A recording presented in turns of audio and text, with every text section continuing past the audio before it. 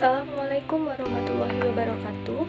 Perkenalkan, nama saya Indah Ramadan dengan NIM 20.0101.0059. Mata kuliah Manajemen Pemasaran semester 3 kelas A5 dari Fakultas Ekonomi dan Bisnis dengan dosen pengasuh Dr. Ronald Aprianto, SE, MSI. Berdasarkan pembahasan soal UAS yang diberikan mengenai the adaptive software pada masa pandemi, working for home, dan apakah masa pandemi menjadi peluang atau tantangan bagi UMKM. Berikut penjelasan mengenai pendapat saya.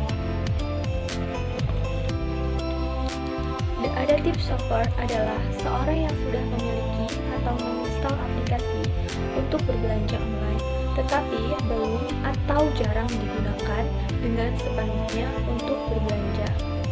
Namun, setelah adanya pandemi COVID-19 dan himbauan dari pemerintah, masyarakat mulai beradaptasi dengan menggunakan aplikasi untuk berbelanja kebutuhannya. Dengan adanya belanja online atau e-commerce dapat merubah perilaku sosial berbasis media menjadi sosial berbasis bisnis, serta mempermudahkan masyarakat dalam pembelian barang maupun jasa, dan lebih efisien dalam memanfaatkan waktu, tenaga, dan biaya transportasi. Menurut pendapat atau pandangan saya mengenai the adaptive software adalah meningkatkan konsumen dalam berbelanja online.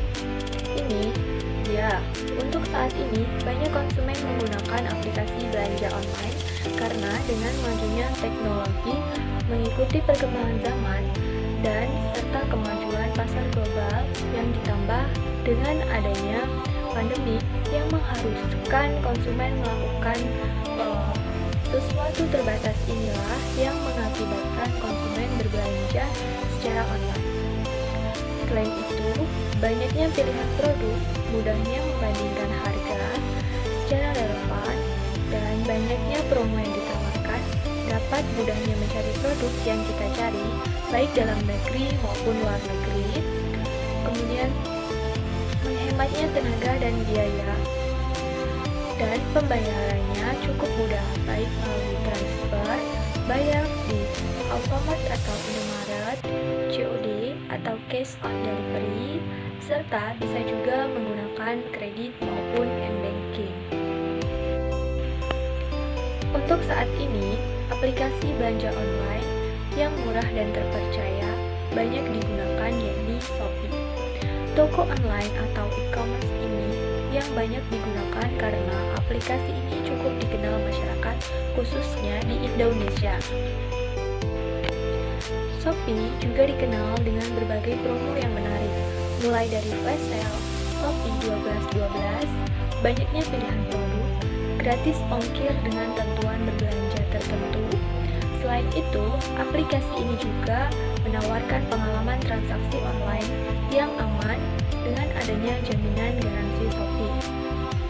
Dengan jaminan tersebut, tentunya konsumen tidak perlu khawatir jika barang yang dibeli tidak datang atau melewati batas waktu yang ditentukan oleh sistem, karena dana yang sudah dibayarkan akan kembali ke akun pembeli. Selanjutnya, yaitu working for home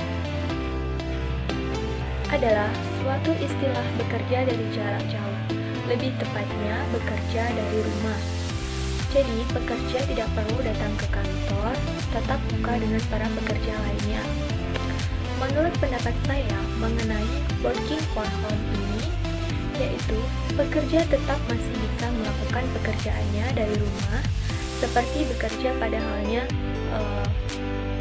bekerja biasanya.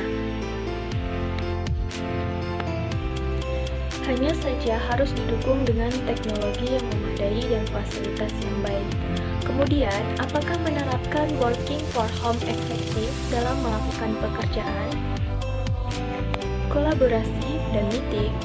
Menurut pendapat saya akan hal tersebut untuk efektif atau tidaknya dalam bekerja dari rumah Tentunya dapat dilihat dari fasilitas yang menunjang pekerjaan, seperti internet, teknologi, dan kemampuan pekerja dalam bekerja dari rumah.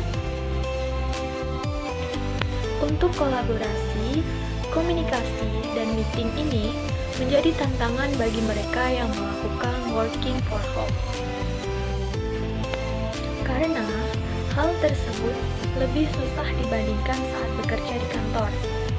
Mereka harus dituntut untuk selalu online dan mudah dihubungi sehingga saat ada instruksi atau koordinasi tidak ketinggalan info. Frekuensi komunikasi juga harus dilakukan sesering mungkin untuk menjaga komunikasi antara tim biar bisa berjalan dengan baik dan tidak terjadi miskomunikasi. Dan perlunya sistem yang baik untuk memonitor setiap pekerja dan tidak terlalu kaku dalam hal peraturan agar hal ini tidak menjadi masalah yang besar agar kenyamanan pekerja tetap berjalan dan meningkatkan pencapaian dalam bekerja. Selanjutnya, menurut pendapat saya mengenai pandemi COVID, peluang atau tantangan untuk UMKM yaitu menurut saya tantangan. Karena pada masa pandemi, banyak para pemilik UMKM harus beradaptasi dengan keadaan, yakni dengan mengurangi produksi barang dan jasa, mengurangi jumlah pekerja atau karyawan, membatasi jam operasional. Untuk mensiasati hal tersebut, banyak UMKM yang melakukan pemasaran secara online yang dapat menjangkau pemasaran yang lebih luas. Namun, hal ini menjadi tantangan bagi UMKM yang belum mengenal pemasaran secara online. Mereka tidak memiliki skill, desain, dan tidak mengerti bagaimana teknik foto produk yang menarik dan yang memiliki nilai jual tinggi. Contoh UMKM pada tantangan masa pandemi ini, yakni pabrik kopi istimewa di kota Lubuk Linggau. Baiklah, itu tadi penjelasan mengenai pendapat saya berdasarkan pembahasan soal yang telah diberikan.